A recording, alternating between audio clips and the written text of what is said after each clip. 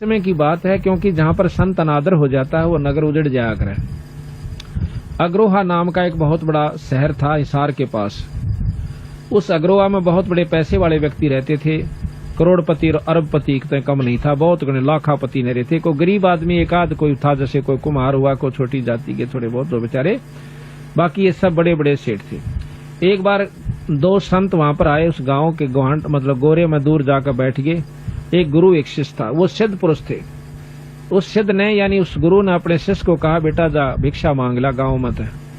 गाँव भिक्षा मांगन गया, जिसके बारे में आगे जा भाई भिक्षा दो, तो वो गाली देने लग जा, क्योंकि पैसे का अभिमान।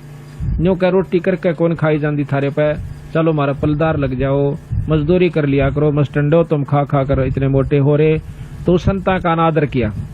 वो शिष्य वापस आ गया, किसी भी घर में उसने अन्न नहीं मिला। और वो संत जो है छोटी जाति वाला तो नहीं लिया करते, तो वो जो है उसमें संत जो है नीची जाति वालों से अन्न नहीं लेते थे, क्योंकि वो तो गाल भी देंगे। पर वो गए उन सेठा के पास, उन सेठा ने जवाब दिया कि आप जो है करके क्यों नहीं खाते और दुनिया को ठगते फिरते हो, ऐसी वैसी बातें बढ़ाई। वो चेला जो है वापस चला जाता है।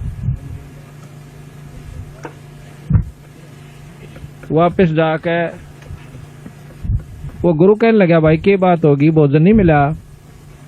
तो शिष्य कहने लगा, ना जी, ईसा गांव तो मैंने ना देखा था आज तक।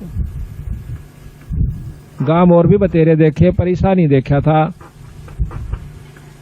कि सूर्य सर ना बोल दे, चलो रोटी राटी ना दे, भिक्षा ना दे, वह भी बात कोई बड़ी बात नहीं है।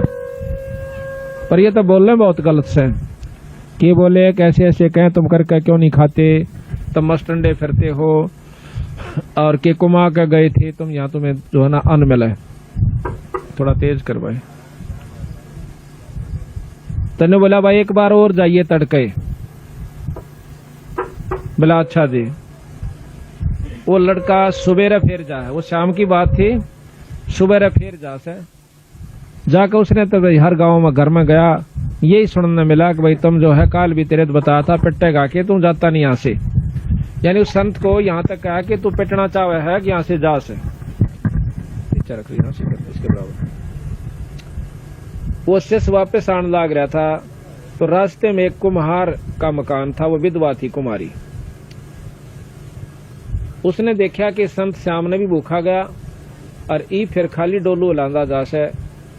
इस तो पूछते लो भाई भूख में हो सकता है हमारे अन्न स्वीकार कर ले और हमारे भाग जाग जाए। तो उसने कहा कि महाराज जी भोजन को नहीं मिला। उसने देखा कि ना माई को नहीं मिला, रोटी नहीं मिली। अब मेरे पास अन्न है, आप ले जाओ, रोटी तैयार कर रखी है, कुछ दलिया है, कुछ रोटी से। आप तक काल के भूखे दिखो सो, कहाँ भूख लाग रही, कल के भूखे ले जाओ। सूता में ऐसे ऐसे कुमारी और अन्न ले जाओ, थारा गुरु जी इच्छा करे तो खा लें, मारे दो रही वैसे महाराज। गलवा ले गए। तो वो संत के पास जाकर कहने लगा, महाराज जी ऐसे ऐसे ऐसा गंदा काम हमने नहीं देखा, कि संतों को तो देख कर राजी को नहीं। तो कबीर साहब कहते हैं कि आया साधु देख के जो मन में करे मरोड़, वो होगा चूअड़ा फिर बसे गाम की ओर। तो वो गुरु जी कहने लगा, भाई किसने दिया रोटी? कि ऐसे ऐसे भिक्षा गाली, एक माई है, वह विधवा है, कुमारी से, ऐसे उसने सारे लक्षण बताए। वह नो कहती जी मैं भिक्षा तो सांझ ने भी गाल दूं, पर मेरा दिल नहीं ठुक, क्या कदे मारी भिक्षा ना लेंदे हो। मिला भाई बात तो ठीक से, पर न्यो करे उल्टाए जा। उन्हें भोजन खा लिया और न्यो बोला वापस जा, और जाकर न्यो कह दे उस माई ने किस गांव में छोड़ जाएगी। अब शिष्य ने सोचा देख उस दिन तो रोटी दी और उस दिन जाकर न्यो को तो गांव छोड़ जाए, पर गुरु जी का हुक्म। और साथ में न्यो कह दिए भाई उसके कान से में करो और किसा का बताइए मत ना, आज रात ने यू गांव खत्म हो जाएगा।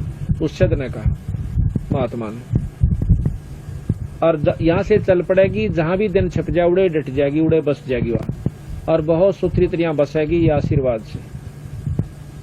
अब वो बुढ़िया ने तो सुना थी ये बात, उसका तो घी बंदगी देख। संत की बात खाली जा नहीं सकती। उसने अपना जो है गधा का ऊपर सारे बच्चे बिठाए, सारा घर का सामान लाद लिया, ऐसा थोड़ा सामान था, और जाकर के वहां से चली थी। क्यों 2-2:30 बज गए, शाम के 4 बज गए। चाली तो 5-7 किलोमीटर गई थी। जब वह दिन छिप गया, वहां अपना डेरा डाया, रोटी टूका किया। तो रात के अंदर एक हल्लन आवस है, भूचाल आता है। तो वो अग्रोहा जो गांव था बड़े बड़े सेठों का, रात के 12-12:30 बजे एकदम हल्लन आकर के वो सारा थेड़ हो जाता है। उसमें कोई आदमी नहीं बचा, जितने उसके अंदर थे सब खत्म हो जाते हैं। वो सेठ, वो पैसे वाले वहां नष्ट हो जाते हैं, दब कर मर जाते हैं।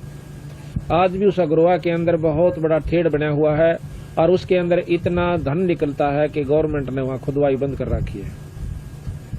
तो क्या हुआ कि सुबह लोगों ने पता चला कि गांव गर्क हो गया, भाई ऐसे ऐसे हल्लन आया था।